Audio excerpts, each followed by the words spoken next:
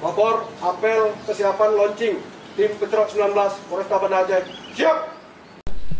Kapolresta Banda Aceh bentuk tim pengawas protokol kesehatan bagi orang yang terpapar COVID-19 yang sedang menjalani isolasi mandiri di rumah.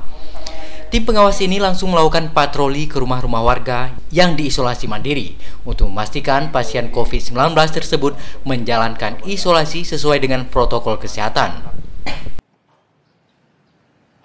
Kapolresta Banda Aceh Kombes Pol Trisno Rianto mengatakan jika ada pasien isolasi mandiri yang tidak mengindahkan protokol kesehatan, maka tim pengawas ini langsung menertibkannya.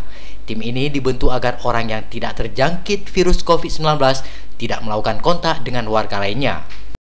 Orang-orang yang melaksanakan isolasi, orang-orang melaksanakan isolasi mandiri dan isolasi, betul-betul dia pastikan bahwa dia tetap harus terisolasi. Nah, kalau ada yang lari atau kabur tidak mengindahkan, nah itulah mereka tugas yang menangani. Tim pengawas ini nantinya akan berkeliling dan bekerja sama dengan setiap kecamatan untuk mencari informasi di mana saja pasien yang melakukan isolasi mandiri untuk selalu diawasi oleh tim tersebut. Dari Banda Aceh, Mukhyar Hardi melaporkan.